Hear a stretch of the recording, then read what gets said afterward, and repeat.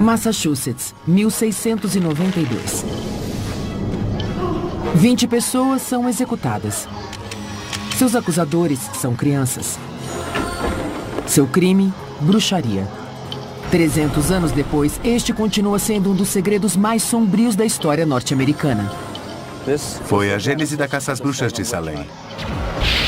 Os pescoços das vítimas de Salem eram exatamente assim, sem fraturas, foram asfixiadas. O que fez uma cidade inteira enlouquecer. É importante usar luvas porque é uma substância venenosa.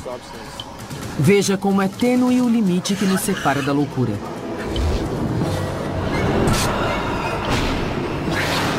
É assustador. Descubra a verdade por trás do terror. São 300 anos de acobertamento político. Do terror que cercou o julgamento das bruxas de Salem em Reescrevendo a História.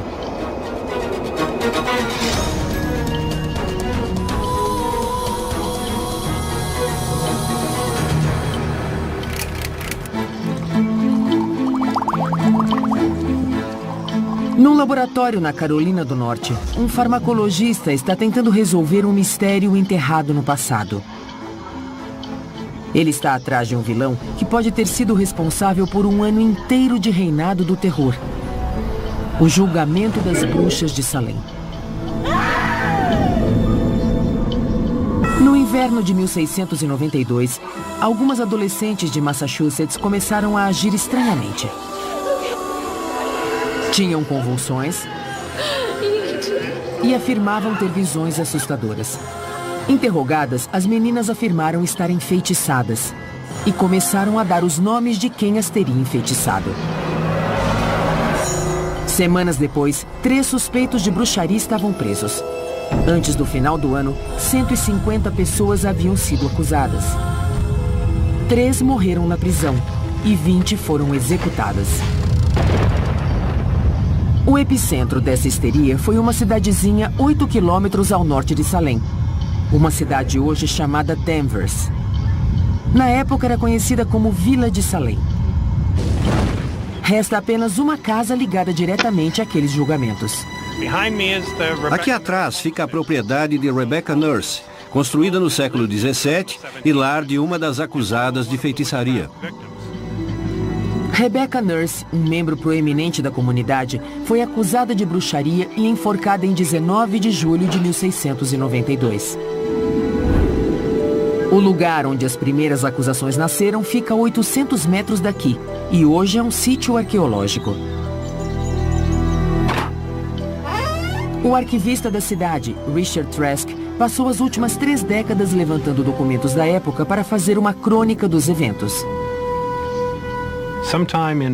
Durante o mês de janeiro ou início de fevereiro, algumas garotas que moravam na casa de Samuel Parris começaram a ter convulsões ou algum tipo de ataque.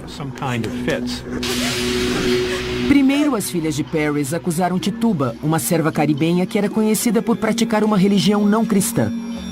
Tituba era um alvo previsível do puritanismo. Mas outros casos de convulsões e de acusações de bruxaria começaram a se espalhar pelo condado de Essex, e cada vez mais cidadãos foram engolidos pelo turbilhão.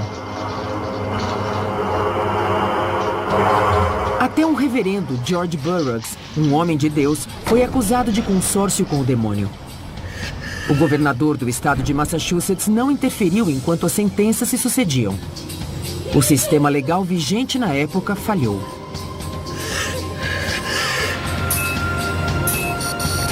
Os motivos aparentes e subliminares para tudo isso intrigam os historiadores há 300 anos. Mas sabemos de uma coisa. Os julgamentos de Salem estão entre os mais chocantes erros da justiça de toda a história norte-americana. Sem provas, sem lei, sem justiça.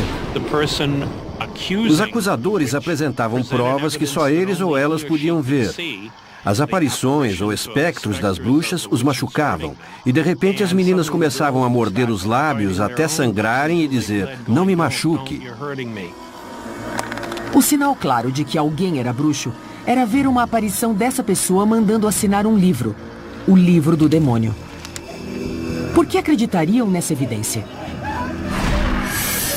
Se não foi culpa do demônio, Então, o que explicaria aquela sequência bizarra de eventos? Será que algum tipo de substância tóxica causou aquela histeria em massa? Ou será que os julgamentos foram apenas fruto da política puritana? Será que o que aconteceu em 1692 pode acontecer de novo, numa época supostamente mais esclarecida? Agora, a equipe de peritos de Reescrevendo a História vai tentar contar a verdadeira história dos julgamentos das bruxas de Salem. O historiador de Salem e arquivista Richard Trask. O farmacologista Nicholas Cozy. O médico legista David Posey. A historiadora Mary Beth Norton. E para trazer o espírito de Salem até o século XXI, através de uma experiência dramática de hipnose de massa, teremos o hipnotizador John Pullen.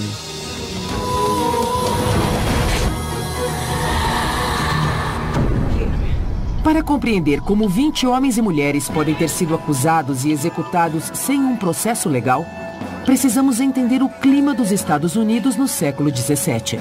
Segure sua língua! Os primeiros colonizadores eram fundamentalistas religiosos. Para eles, o diabo e seus lacaios eram uma ameaça real e presente, e tinham um papel central em seu sistema de justiça. Um espectro era convincente para a corte. Aquilo que para nós é um dos aspectos mais questionáveis dos julgamentos, naquela época era exatamente a prova mais convincente.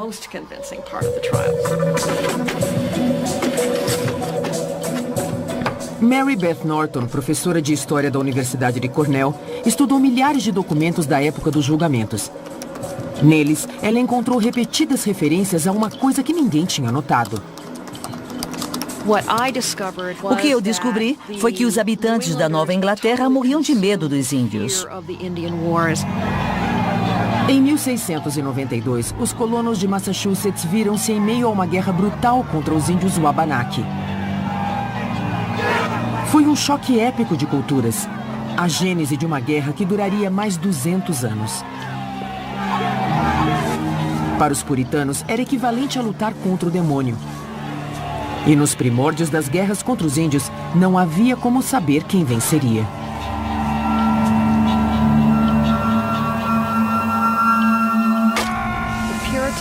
Os puritanos acreditavam que os índios eram adoradores do demônio. Achavam que antes de sua chegada, a América era um território do diabo. Então, foi muito fácil para eles verem uma ligação entre a ameaça dos índios e a ameaça do demônio. Quando as garotas de Salem começaram com aqueles problemas estranhos, muitos moradores devem ter achado que a guerra contra Satã havia aberto uma nova frente. A crise começou a se espalhar quando outras meninas da comunidade também começaram a ter ataques. Algumas delas tinham vindo da região em guerra contra os índios e começaram a acusar as pessoas que elas achavam que tinham colaborado com os índios. Nenhuma história ilustra este motivo melhor do que a crueldade contra o reverendo George Burroughs. Burroughs era um ministro não convencional, que não havia sequer batizado seus próprios filhos. Ele foi o único homem do clero enforcado por bruxaria em 1692. George Burroughs era tão diferente do que os puritanos achavam que um ministro devia ser, que os outros ministros se voltaram contra ele. Norton acredita que o real motivo da morte de Burroughs é que ele era contra a guerra, ou seja, era visto como traidor. Eles acreditavam que ele tinha um pacto com o diabo. Uma das garotas declarou que o espectro dele lhe confessara ter enfeitiçado os soldados que estavam lutando contra os índios. Burroughs nem mesmo morava em Salem. Não havia pisado lá por 9 anos. Como meninas tão jovens podiam lembrar-se tão bem dele a ponto de reconhecer seu espectro? Será que a paranoia da guerra gerou outro tipo de paranoia? Vamos de pé! Que destruiu os princípios mais básicos da civilidade? Não é que os habitantes da Nova Inglaterra não acreditassem em bruxas antes. Eles acreditavam. Nem que nunca tivessem perseguido bruxas antes, porque perseguiram. Mas esse episódio teve uma magnitude maior. E tudo por causa da guerra contra os índios. Quaisquer que tenham sido os motivos, as consequências foram brutais e definitivas. Isso é horrível.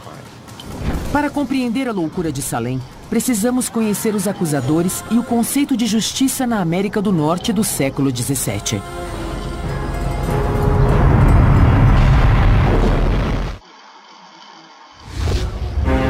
Os julgamentos de Salem transformaram-se numa metáfora de histeria, intolerância, insanidade.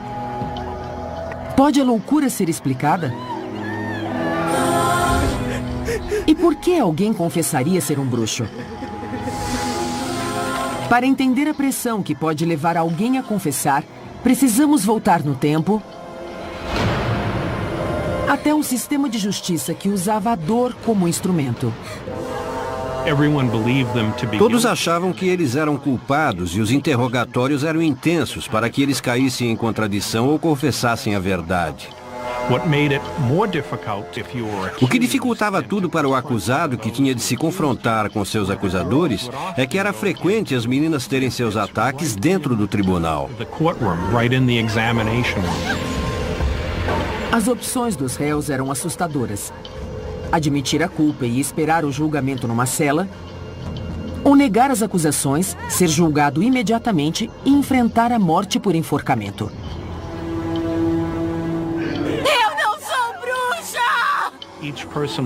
A pessoa tinha de subir na escada, era amarrada e a escada era puxada. Depois vinha a próxima. Mas ser enforcado em Salem não era o que conhecemos hoje, quando o pescoço é quebrado. Não significava quebrar o pescoço, mas ser estrangulado até a morte. Reescrevendo a história, pediu ao especialista em traumatismos, Dr. David Posey, para avaliar a diferença entre as execuções de Salem e os enforcamentos modernos que acontecem assim. Vai, pode soltar. Dá para ver a lesão no pescoço. Deve ser uma morte relativamente rápida, porque o pescoço é quebrado. Os supostos bruxos de Salem tiveram um final bem mais doloroso. Estas são radiografias de duas vítimas diferentes. A da esquerda foi morta pelo método moderno de enforcamento. A da direita é uma vítima de suicídio. Na radiografia da esquerda, existe uma clara separação das vértebras, o que indica que o pescoço quebrou. A fratura é na C2, C3, e é claro, isso causaria morte instantânea. Isso é horrível. É horrível, mas é uma morte mais humana e mais rápida do que das vítimas de Salem. Já o raio-x da direita, ou do suicida, nos mostra como os bruxos de Salem devem ter morrido. A cabeça se inclina para trás e as vértebras do pescoço se expandem. Mas os ossos ainda ficam intactos e a morte é muito demorada. Quando a pessoa perde a consciência, quando se enforca, o pescoço vira para trás. Dá para ver as dobras aqui, mas o importante aqui é o fato de que o indivíduo foi asfixiado, estrangulado. As vítimas dos julgamentos de bruxaria de 1692 tiveram morte muito dolorosa. Demorava de 2 a 3 minutos para que perdessem a consciência. Mas ser estrangulado lentamente era uma morte boa demais para um feiticeiro. Os tormentos por que passaram explicam por que algumas pessoas confessaram ser bruxas. Giles Corey, de 80 anos, se recusou a confessar. Para forçá-lo, a corte utilizou um método bárbaro de coerção: o esmagamento.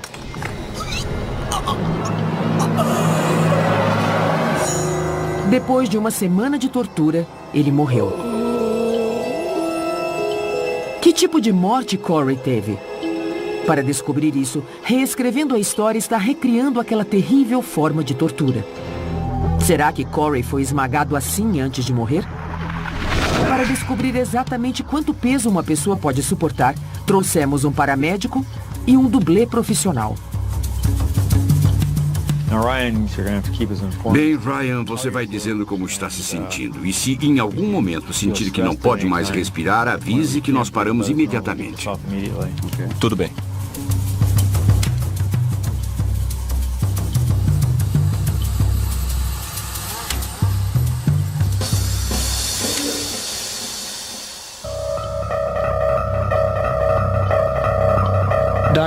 Doutor, se ele ficou assim por muito tempo, uma hora, por exemplo, o ácido lático não se acumulou na corrente sanguínea? Acho que sim, porque ele estava lutando contra o peso e deve ter começado a ficar acidótico. Ou seja, a química do corpo dele deve ter mudado e ele deve ter entrado em choque. Certo. Vamos tentar mais 10.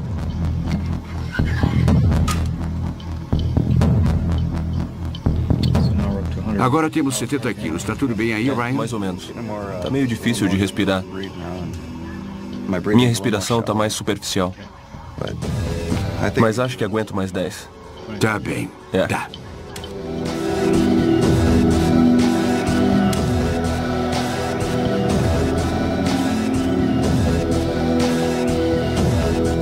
Me diga como está agora. Minhas costas estão doendo agora.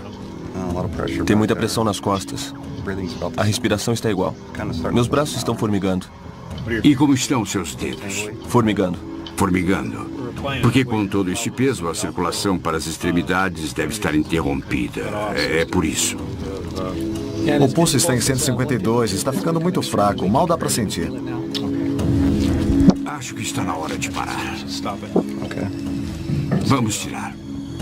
Hoje, bastaram 80 quilos para causar graves problemas respiratórios. Imagine essa tortura se estendendo por dias a fio. Isso dá uma boa ideia do que ele passou. Que maneira horrível de morrer. Ainda assim, Giles Corey não confessou. Ele só disse 2 palavras. Mais peso! Mais peso. O que terá levado a corte a recorrer a uma prática tão bárbara? Já sabemos que houve uma motivação política. Mas será que houve alguma prova concreta de possessão por demônios? Só há uma coisa nos julgamentos de Salem com que todos concordam. A histeria começou com as convulsões de um punhado de adolescentes. Foram esses sintomas físicos que justificaram os fatos terríveis que se sucederam. Mas o que terá causado aqueles ataques tão violentos a ponto do médico local ter certeza de que não havia remédio e atribuí-los ao demônio? Há 3 séculos, cientistas e historiadores procuram a causa dos sintomas das meninas e da loucura que isso gerou. Cada nova geração aparece com uma teoria nova. E o mais interessante do ponto de vista cultural é que essas teorias novas geralmente têm mais a ver com a visão que essa geração tem do passado do que com o passado em si. No século XIX, a teoria corrente era de que as meninas fingiram, e os juízes condenaram os bruxos para que o Estado pudesse pegar suas terras. Mas essa teoria não é referendada pelos documentos da época. Quando você era acusado e condenado por bruxaria, os seus bens móveis podiam ser confiscados. Mas os seus bens imóveis, ou seja, suas terras, não eram confiscadas. O arquivista Richard Trask encontrou provas disso em 2 acusados de bruxaria. Tanto Giles Corey quanto John Proctor, enquanto estavam presos, escreveram testamentos nos quais deixavam suas terras a seus filhos. E depois que eles morreram, as crianças as herdaram. Outra teoria especula que as garotas de Salem, confinadas em casas escuras durante o inverno, podem ter ficado histéricas devido a um desequilíbrio químico causado pela falta de sol.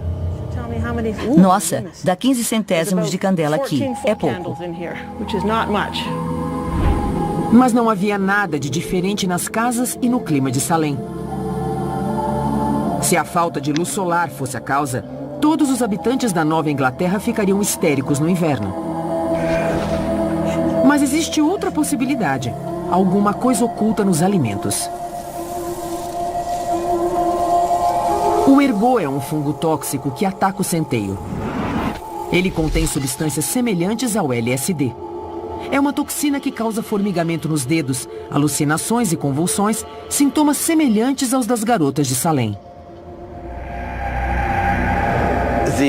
Os alcaloides do ergot interagem com os neurotransmissores e receptores cerebrais. Isso pode levar a alterações de percepção, de processamento e de comportamento. Será que as meninas foram dominadas por Satã ou envenenadas por substâncias tóxicas?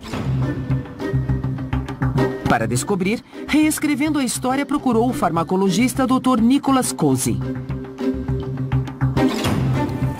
O centeio era cultivado em Salem, mas o fungo do ergot precisa de certas condições para crescer. O ergot prefere os verões úmidos, seguidos de invernos frios, e isso parece também favorecer a disseminação do fungo no ano seguinte. Essas condições estavam presentes em Salem em janeiro e fevereiro de 1692. Exatamente quando as garotas começaram a agir estranhamente. Mas há um problema com a teoria do centeio. Como as toxinas sobreviveram ao calor dos fornos? Sabemos que esses alcaloides são muito sensíveis ao calor, então a pergunta é, se o pão de centeio vai ao forno, o calor não tornaria os alcaloides inativos? O ergot apareceu como culpado pela primeira vez há 30 anos. Mas até hoje ninguém testou essa teoria. O Dr. Cousy vai fazer isso. Se os alcaloides não sobreviverem ao calor, será uma prova fortíssima contra a teoria do ergot em Salem. O Dr. Cousy vai testar 2 amostras de pão de centeio, uma contaminada pelo ergot e a outra não. Para isso, ele triturou o ergot em estado natural, dividiu a massa de pão de centeio em 2 partes e adicionou o fungo a uma delas. O ergot é extremamente tóxico, então é preciso cuidado para manipulá-lo. É preciso usar luvas, porque é uma substância muito venenosa. Ela pode ser absorvida pela pele e eu não quero me arriscar. O Dr. Cousy assa as 2 amostras a 200 graus, a mesma temperatura usada na época para assar pães. Este é o pão de centeio normal. E este foi contaminado com o ergot. O pão deve estar o mais seco possível para extrairmos os alcaloides. Depois que as amostras secam, o Dr. Cousy adiciona um solvente para extrair os alcaloides venenosos.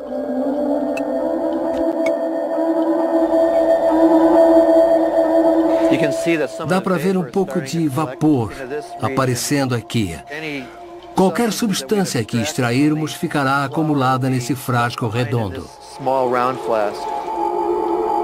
2 dias depois, chegamos ao estágio final da nossa experiência. Em cada extrato, ele adiciona uma substância que vai ficar azul se houver alcaloides presentes. A reação ao ergot puro é assim. Mas e se o ergot estiver misturado no pão? Não está tão escuro quanto a ergotamina pura, mas a cor está meio azulada, roxeada, o que mostra que pelo menos alguns alcaloides sobreviveram ao calor. Para confirmar se há toxinas presentes, ele faz um teste a mais.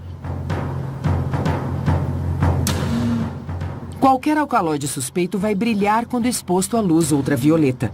Se o fungo tiver sido destruído, não veremos nada com esta lâmpada. Olha lá, deu certo. Está brilhando, ainda está aqui. Isso mostra que o pão contaminado ainda contém alcaloides de ergot. Embora o calor possa destruí-los, alguns sobreviveram. A nossa experiência com o pão mostrou que o fungo do ergot pode sobreviver a altas temperaturas. Mas será que o que aconteceu em Salem há 300 anos foi envenenamento? O ergot causa vasoconstrição, interrompendo a circulação das extremidades. Isso causa formigamento nos dedos dos pés e das mãos. Com o tempo, pode até causar gangrena. Se uma pessoa ingere muito ergot, os tecidos vão ficando pretos. E se você bater os dedos em alguma coisa, eles caem. Embora muitos dos sintomas descritos pelas garotas sejam semelhantes aos do envenenamento por ergot, não houve nenhum caso de gangrena. Os sintomas só durariam tanto tempo se as pessoas estivessem consumindo ergot continuamente. E, se isso fosse verdade, deveria ter havido outros sintomas, como a gangrena naquelas garotas de Salem. Tentar jogar a culpa do episódio de Salem num fator biológico não funciona. Nossa investigação mostrou que algumas garotas podem ter sido envenenadas por ergot no começo.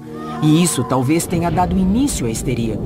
Mas o ergot não pode ter contaminado toda a cidade durante um ano inteiro. O que aconteceu em Salem deve ter tido outra causa, que talvez não tenha raízes na biologia, mas sim no recôndito da mente humana. Será que alguma coisa adormecida dentro de nós pode levar a fantasias tão absurdas?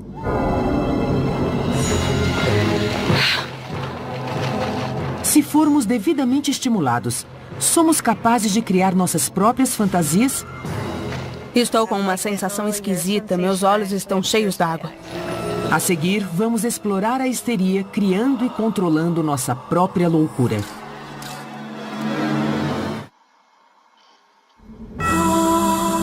No inverno de 1692, a comunidade puritana de Salem explodiu quando um punhado de adolescentes sucumbiu a um mal desconhecido. Como um grupo de pessoas comuns se convenceu a passar um ano todo caçando bruxas? Será que uma coisa assim pode se repetir nos dias de hoje? Reescrevendo a história, decidiu descobrir isso através de uma experiência grupal. Estamos prestes a ver como fazer as pessoas acreditarem em algo que não existe.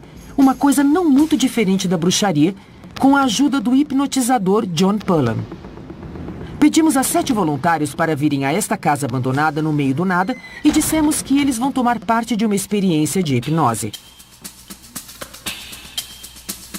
Nosso diretor explica que o hipnotizador John Pullen tem habilidades mediúnicas e que afirma que alguma coisa muito ruim aconteceu na casa. Uma pessoa foi emparedada bem aqui. Os voluntários acham que John vai tentar captar as vibrações da casa. A verdade é que ninguém morreu aqui. Esta casa é uma locação de cinema e John não é médium. Tem uma câmera ali, tem outra câmera ali e outra aqui, tá bom? John começa a experiência com os procedimentos de rotina. Mais uma vez, respirem bem fundo, mantenham os olhos fechados e deixem a respiração fluir.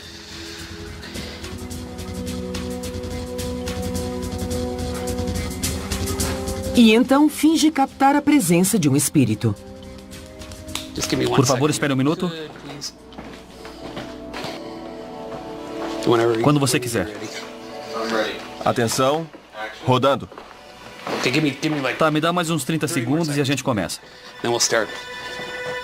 Essa técnica é conhecida como o poder da sugestão. Se John, o paranormal, está captando algo, os demais vão captar também? Este lugar é ruim. Preciso ficar sozinho. Tudo bem. John aumenta a tensão, discutindo para que todos ouçam. Olha, eu sei que alguém foi morto aqui. Não tente me enrolar. Me dá um minuto, droga. John. Me dá um minuto.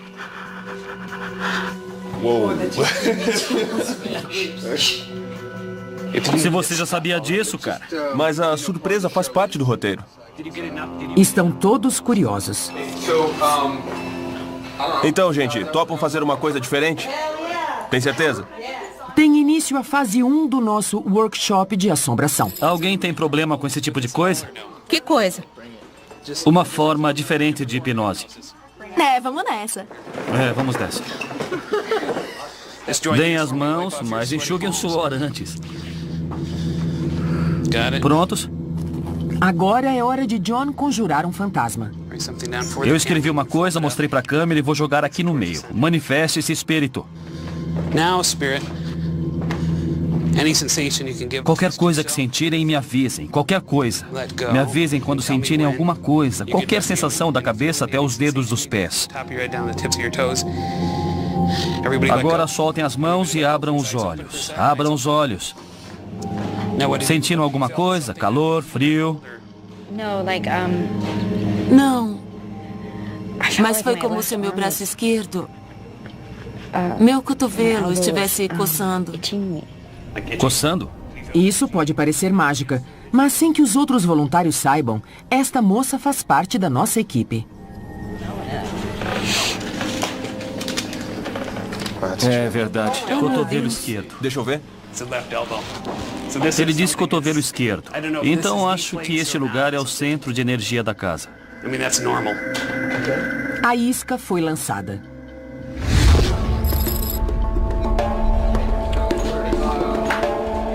Fase 3. Os voluntários vasculham a área.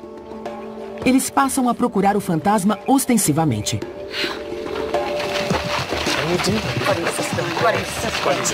Andem sempre aos pares. Nossa, cara, isso é muito assustador. John finge captar sinais fortes com seu pêndulo neste local isolado. Vamos parar aqui. Está se mexendo sozinho. Ok, o lugar é aqui. É aqui. E aqui, reescrevendo a história, para de induzir os voluntários. Agora vamos simplesmente monitorar o que 6 mentes férteis podem criar sozinhas. Se algum de vocês ficar desconfortável e quiser parar... 1 a 1, eles vão ao local indicado. Nós temos certeza de que ali não há nenhuma energia psíquica. Nada, Andy. Não captei nada. Nada estranho? Não. Nada mesmo. Não senti nada. Venha comigo. Voluntário 1. Nada. O pêndulo de Trevor se mexeu. Ele capta alguma coisa. Está mexendo? Foi quando os cachorros latiram. Mexeu quando os cachorros latiram e parou. Quando os latidos paravam, o pêndulo parava. Eu ouvi o som da água atrás de mim. Não foi água corrente como um rio, mas como uma torneira.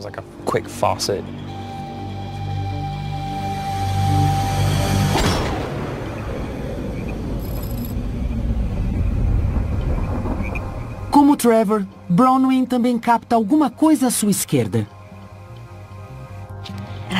Eu estava sentada e senti uma pontada fria nas costas. Eu tentei ignorar, eu não tinha certeza do que era. Então, de repente, eu senti que eu devia olhar para lá. E eu pensei ter ouvido vozes, como 2 crianças no mato. O quê? E eu vi uma luz. Você não disse isso antes. Poxa, valeu, cara. Cada membro do grupo alimenta a fantasia do outro. Ou o espírito ficou mais forte, ou Bob está sucumbindo ao poder da sugestão. Sentiu alguma coisa? Não, só os meus ouvidos estalaram. Seus ouvidos? É. Como se estivesse no avião. Aconteceu algumas vezes, não apenas uma. O pêndulo começou a oscilar de um lado para o outro e depois em círculo, e aí meus ouvidos começaram a estalar. Foram umas 4 ou 5 vezes. Sim, é pra frente e pra trás. Não, é direita e esquerda. Você é mulher? Você é mulher? Você é mulher? Você é mulher? Eu tô me sentindo esquisita, meus olhos estão cheios d'água. John bota mais lenha na fogueira. Quer parar? Não, eu tô bem. Foi o espírito da casa que te machucou? Foi o espírito que está naquela casa que feriu você? Isso foi um sim. Vamos voltar. Ai, que esquisito. É outro espírito. Pegue seu lanterna. Que loucura! A gente perguntou, foi aquele espírito que está na casa? Foi ele que machucou você? E começou a balançar para frente e para trás. Foi um sim. E de repente uma sensação tomou conta de mim. Meus olhos se encheram de lágrimas e aí a gente parou. Mas foi real. Deve ter sido incrível. Eu queria sentir uma coisa assim. Nosso último voluntário está pronto para sua experiência espiritual. Alguma sensação, algum movimento? Não. Não se mexeu? Nenhuma sensação, nada? Mas ele parece se sentir culpado por não ter captado nada. Eu não senti nada e o pêndulo não se mexeu. Você não viu nem sentiu nada? Nada. Por favor, levante a mão quem sentiu alguma energia boa ou ruim. Ou a presença de algum espírito aqui neste exato local. Alguém sentiu? Eu senti. São 3. Quem sentiu alguma coisa naquele lugar lá fora? Eu senti uma coisa. Os 6 voluntários acreditam piamente na presença de um espírito, até mesmo quem não captou nada. Tem alguma coisa estranha neste lugar. Em apenas 5 horas, criamos um grupo de pessoas que acredita estar na presença de um espírito. Será que foi o mesmo processo que levou os moradores de Salem a acreditarem em bruxaria? Ouviram falar das bruxas de Salem? Hoje fizemos um teste com vocês. Me desculpem, eu sou John Pullum, um hipnotizador. Eu não vejo gente morta e nem falo com espíritos. Isso é cenário de um filme. Ah, meu Deus! Eu não sei porque seus ouvidos estalaram. Sentiu arrepio, sentiu frio, mas está frio lá fora. Ela chorou. E ela chorou, e por quê? Por causa dos espíritos. Estou aliviado por vocês estarem rindo disso. Uau!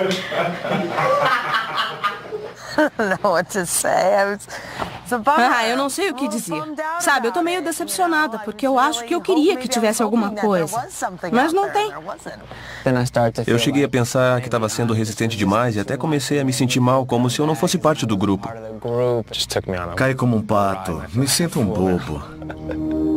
Para o hipnotizador John Pullum, habituado a manipular a mente das pessoas, a velocidade e a intensidade dessa experiência foram assustadoras. Usando a tecnologia, até poderíamos ter criado calor, frio, ter dado choque neles, coisas assim, para reforçar o que havia aqui. Mas em 1600, nos julgamentos de Salem, não havia essa tecnologia. Foi tudo mental. Foi tudo obra do subconsciente. A imaginação deles correu solta. E muitas pessoas foram executadas por causa disso.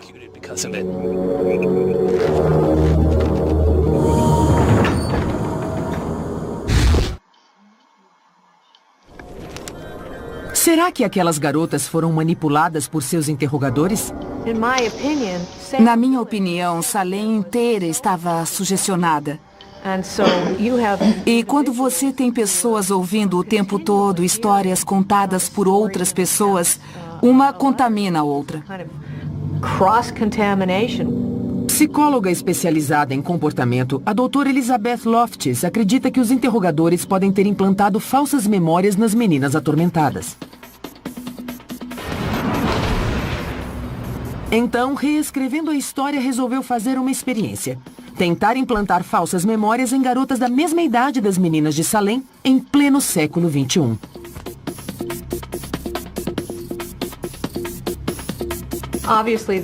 É claro que não havia fotomontagem em Salem, mas certamente havia outras maneiras de sugestionar pessoas. As garotas foram expostas a essas outras formas de sugestão, e isso pode ter contaminado ou distorcido a memória delas.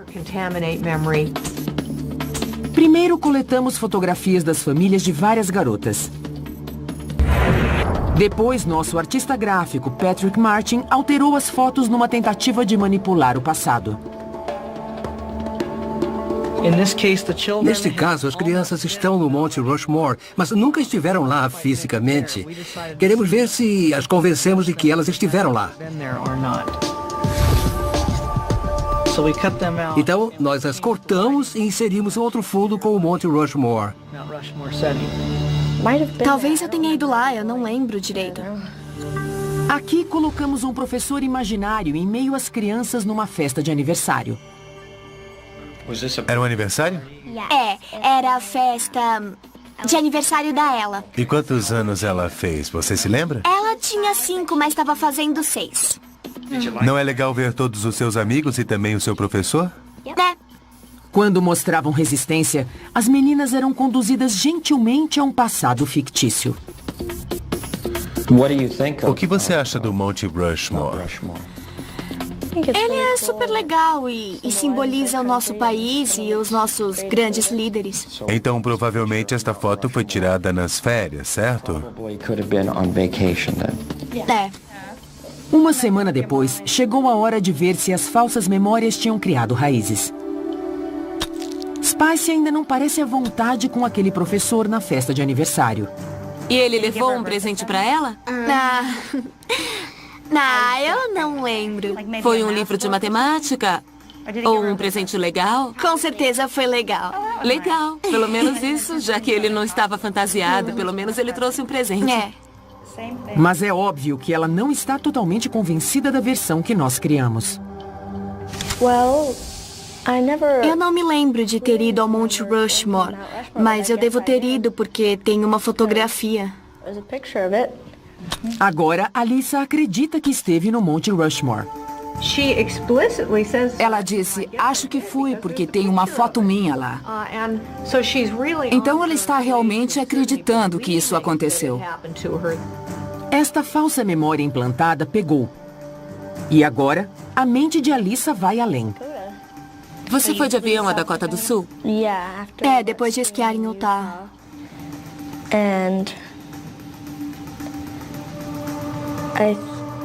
Eu acho que a gente tem um primo lá, eu não tenho certeza. Uma vez que a falsa memória se instala, eles começam a adicionar detalhes e enriquecer a memória com muito mais detalhes do que nós usamos para implantar a falsa memória neles. Este teste inofensivo mostra o que poderia acontecer se uma pessoa inescrupulosa tentasse criar memórias nas mentes das crianças. Salem era parte da comarca de Massachusetts, mas os acusados não foram levados ao tribunal para um julgamento justo. Nós sabemos que tipo de julgamento eles tiveram. O que aconteceu? O que aconteceu foi que a fofoca puritana correu solta. E quem conta um conto, aumenta um ponto. Os boatos ganhavam cada vez mais detalhes. Qualquer coisa podia ser indício de bruxaria. O mais estranho sobre os julgamentos de Salem foi que o governador Sir William Phips não interferiu para fazer valer a lei inglesa.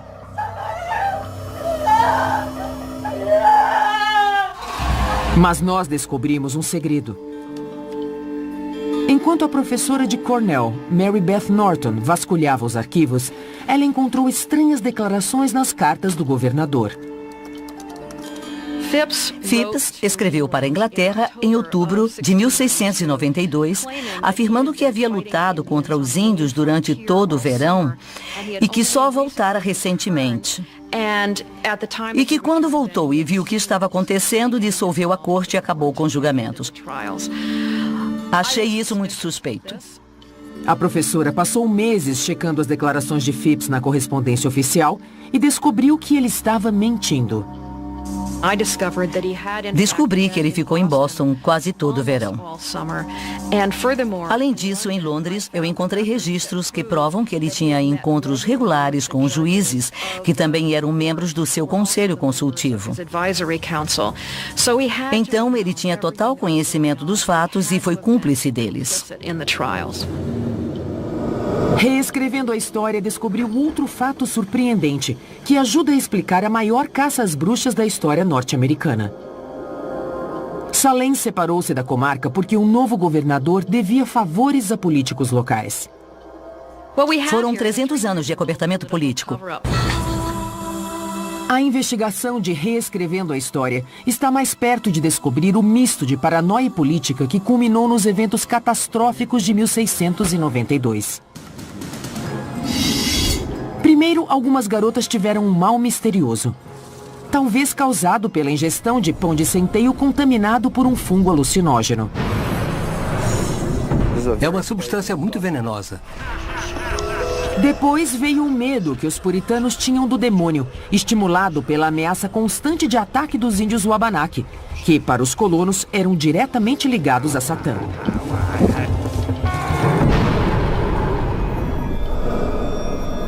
Também vimos como teria sido fácil aqueles aldeões serem vítimas de uma histeria em massa e verem bruxas em todos os lugares. Tem alguma coisa muito esquisita neste lugar. Os magistrados distorceram os testemunhos das garotas para adequá-los a seus interesses. E o governador, por interesses políticos, fechou os olhos e permitiu aquele banho de sangue. O jogo político resultou na prisão de 150 pessoas e 23 homens e mulheres pagaram com a própria vida. Os que foram executados preferiram a morte à confissão de uma mentira. Hoje, réus e acusadores estão mortos. Tudo o que resta é sua memória e a pergunta desconcertante: será que isso pode se repetir aqui e agora?